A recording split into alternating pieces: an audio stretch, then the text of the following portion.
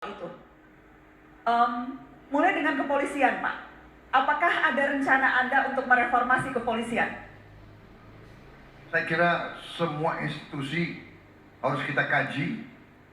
Yang mana kita rasakan kurang pas, ya kita perbaiki. Itu namanya reformasi, reformasi hukum, reformasi institusi dan sebagainya. Saya kira yang paling penting adalah pengawasan diri, ya, otokritik atau auto pengawasan. Kita minta semua institusi membenahi diri, dan itu harus dikendalikan oleh sistem yang kuat, dengan sistem audit, dengan BPK yang aktif, dengan BPKP yang aktif, dengan KPK yang aktif. Ini membuat jerat. Kalau kita lihat kepolisian sekarang, kita lihat beberapa jenderal-jenderal pun dihukum. Jenderal-jenderal yang seolah berkuasa bisa dihukum. Ini juga terjadi di lingkungan komunitas pertahanan. Ada beberapa jenderal yang menyeleweng di lembaga-lembaga kita. Kita minta kejaksaan untuk usut. Kita berikan kejaksaan, dan kalau tidak salah mereka sudah dihukum, mereka dalam penjara sekarang. Jadi saya termasuk yang undang BPKP, BPK, KPK, dan kejaksaan untuk masuk ke lingkungan Kementerian Pertahanan dan TNI semuanya. Kalau bicara KPK, Pak Prabowo, apa penilaian Anda atas KPK hari-hari ini, Pak? Kalau kita lihat ya, di masyarakat, saya kira masyarakat masih menilai KPK sangat bermanfaat. Sangat bermanfaat, Pak. Atas dasar apa, Pak, penilaian itu? Karena misalnya sebagian pihak menilai justru independensinya menjadi tercederai karena beragam alasan. Salah satunya karena posisi KPK sebagai institusi ada di bawah eksekutif, kemudian juga menjadi PNS. Belum lagi kewenangan-kewenangan yang dimiliki KPK sekarang juga sudah tergerus lewat revisi Undang-Undang KPK. Apakah penilaian itu menurut Anda akan bisa membuat Anda berpikir untuk merevisi Undang-Undang KPK yang dinilai melemahkan KPK saat ini, Pak?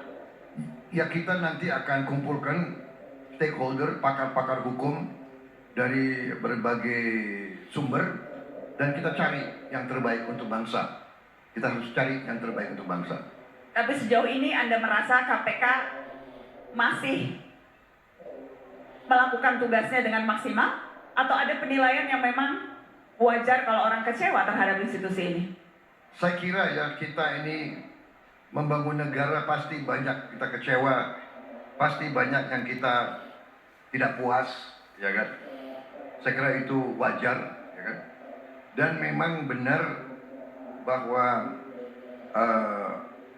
harus ada pengawasan, karena kekuasaan condong untuk membuat orang korup. Semakin kuat, semakin absolut kekuasaan, semakin condong orang berbuat korupsi yang absolut juga. Jadi harus kita awasi terus, harus kita cari upaya-upaya memperbaiki, begitu. Baik. Tapi yang penting jangan ada kesan ini tidak baik, bubarkan. Nah, itu jangan. Jadi tidak setuju dibubarkan ya, Pak? Baik, Pak Prabowo, tadi yang kedua, teman-teman ingin kita berdiskusi soal kebebasan berpendapat, Pak, atau kebebasan berekspresi. Ini juga topik yang muncul di dua diskusi saya sebelumnya. Dan supaya fair, pertanyaan saya juga akan sama persis, Pak, yang saya tanyakan kedua bakal calon presiden sebelumnya. Saya ingin minta Pak Prabowo memberikan penilaian dari skala 1 sampai 10. Seberapa bebas kita bisa berpendapat hari-hari ini di negeri tercinta, Pak? Kalau saya rasanya ya kira-kira 1 sampai 10, mungkin 8 gitu. 8. Pendapat saya ya. Yang harus kita awasi kalau tadi ya, penipuan, kebohongan, hoax, kebohongan publik, ya kan, hate speech, maki-maki, menimbulkan kebencian antara suku, agama, ras ini rawan untuk kita, ya. Tapi selebihnya saya lihat lumayan lah kita. Lumayan ya Pak. Dibandingkan dengan beberapa negara tetangga kita, ya. Dan tentunya penilaian itu bisa berbeda tergantung dari sudut pandang yang mana. Tapi saya ingin tanya kalau begitu spesifik soal ini Pak, soal pasal penghinaan terhadap presiden dan kekuasaan umum yang ada di KUHP, yang kerap jadi pasal karet yang menjerat mereka yang mengkritik presiden atau mengkritik kekuasaan umum. Seberapa itu menurut Anda penting untuk dipertahankan? Itu sebetulnya belum berlaku pasalnya, tetapi banyak yang bilang itu salah satu indikator yang akan membuat orang ragu kritik kepada presiden. Dan apakah ketika Anda menjabat sebagai presiden nanti, Anda akan menggunakan pasal itu kepada orang yang Anda rasa menyerang kehormatan Anda, Pak Prabowo? Kalau saya pribadi udah sering saya difitnah, ya, jadi saya itu nggak terlalu menanggapi, saya pribadi. Tapi kalau kita lihat Pak Joko Widodo sendiri kan ada seorang intelektual yang mengatakan dia bodoh, tolol, dan sebagainya. Kan Pak Jokowi biasa-biasa aja, nggak nanggapi juga. Ya kan? Nggak ada beliau ngadu-ngadu ke hukum dan sebagainya. Ya, jadi ini saya kira lumayan lah kita, lumayan. Dan Anda Indonesia lumayan. Banyak negara tetangga kita menilai kebebasan kita sangat luar biasa. Ya, di negara sebelah, Anda harus tahu ya, di Singapura umpamanya ya, itu semua stasiun televisi, semua televisi itu milik pemerintah, semua koran milik pemerintah. Jadi kalau nggak salah di Malaysia juga hampir semua koran besar dimiliki pemerintah, ya, dan sebagainya. Satu lagi Pak. Jadi agak lumayan lah kita, Mbak Nana, lumayan gitu ya. Lumayan ya Pak. Nanti bersama-sama kita bikin yang lebih baik lagi, ya. Pak, satu lagi sebelum saya lempar ke audiens, karena saya ingin minta sikap Bapak soal revisi Undang-Undang ITE yang saat ini sedang dibahas di DPR dan memakan banyak korban karena ada banyak pasal karet di sana. Apa pendapat Anda soal Undang-Undang ITE itu, Pak? Saya mau jujur ya, nanti saya akan pelajari lebih dalam.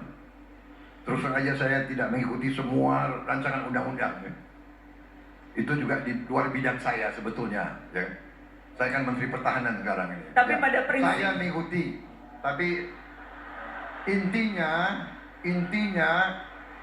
saya kira intinya yang kita khawatir adalah bahwa nanti platform itu dipakai untuk mengujar kebencian, untuk manas-manasin kebencian, dan sering dengan kebohongan, sering dengan hoax, ya kan, dan sebagainya. Ini rawan.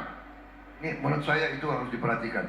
Yang juga rawan adalah ketika itu justru dipakai untuk kriminalisasi, ketika itu justru dipakai untuk melaporkan ke polisi tindakan-tindakan yang sebetulnya sah dilakukan. Jadi ada dua sisi mata uang untuk melihat itu, Pak Prabowo. Ya, itu tidak hanya di negara kita, Mbak Nana, di seluruh dunia seperti itu, ya.